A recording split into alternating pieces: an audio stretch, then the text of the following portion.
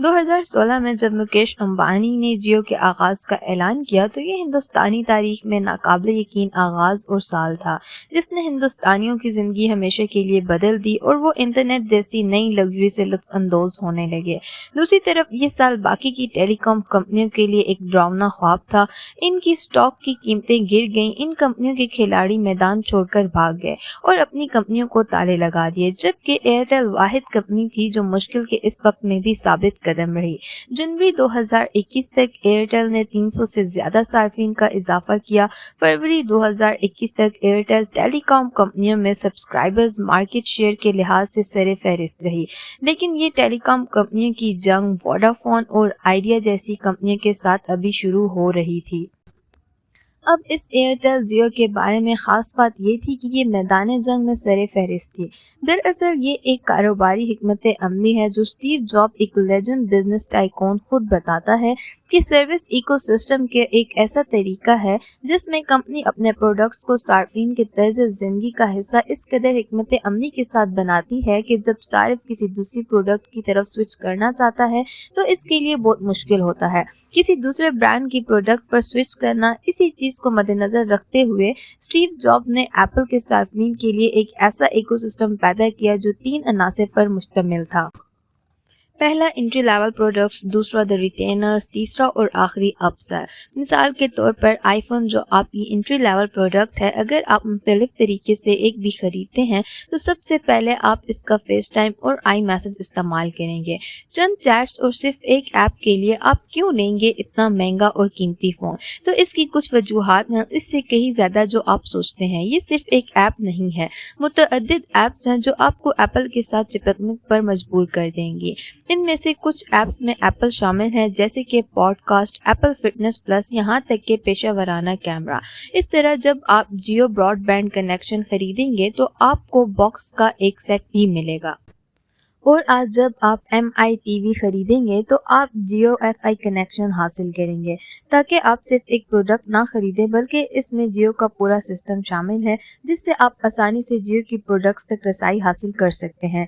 کیونکہ کمپنی کو اس بات کا اندازہ تھا کہ کسٹمر کے لیے کیا سہولیات ضروری ہیں۔ سوال یہ ہے کہ ایئرٹیل نے کیسے ایک ایکو سسٹم کی تعمیر جلدی سے کی۔ اس سے یہ پتہ چلتا ہے کہ یہ ایئرٹیل پہلے ہی کر چکا تھا۔ اس کے موجودہ غیر معمولی کام کے علاوہ اگر آپ واپس 2016 سے 2017 میں ان کی ڈی ٹی ایچ سروس کا مشاہدہ کریں تو اندازہ ہوگا کہ یہ ایک ناقابل یقین سروس تھی اور مارکیٹ پر ان کی گرفت تھی۔ لوگ نہیں جانتے کہ یہ آئی ٹی ایل کا بزنس ان کی سب سے زیادہ منافع بخش کاروبار ہے، جس نے مالی سال 2021 میں 14% مجموعی آمدنی میں حصہ لیا۔ ایئرٹیل براڈ بینڈ کی بنیاد 2017 میں رکھی گئی تھی۔ 21 لاکھ صارفین کو اس کنیکشن سے رسائی حاصل تھی۔ اب اگر آپ اس کا موازنہ باقی کے مد مقابل کے ساتھ کریں تو اس نے اپنے حریفوں کو بری طرح پیچھے چھوڑ دیا۔ ٹاٹا اسکائی اس وقت کا مارکیٹ لیڈر تھا، لیکن ٹاٹا ڈوکومو اس وقت بری طرح سے ناکام ہو چکا تھا۔ لیکن جہاں تک بی ایس این ایل کا تعلق ہے، یہ بھی مارکیٹ میں بری طرح سے مفلوج ہو چکا تھا۔ جیسے 2016 میں ویڈیوکان ٹیلی کمیونیکیشنز اور 2017 میں ٹیلی نار اینڈ ٹاٹا ٹیلی سروسز۔ 2018 میں انہوں نے خود کو صرف معزز کسٹمر تک محدود کرنے کا فیصلہ کیا اور کم سروسز چارجز کے ساتھ، جس کے نتیجے میں انہیں 4.8 کروڑ صارفین کھونے پڑے، لیکن کچھ حکمت عملی کے ساتھ منافع حاصل کرنے کے بعد اسے ختم کر دیا گیا۔ اب ان دنوں کورونا وبا بہت زیادہ پھیل چکی تھی اور تیز رفتار سے براڈ بینڈ کی مانگ آسمان کو چھونے لگی، جس نے صارفین کی مشکلات کو کچھ حد تک کم کر دیا تھا۔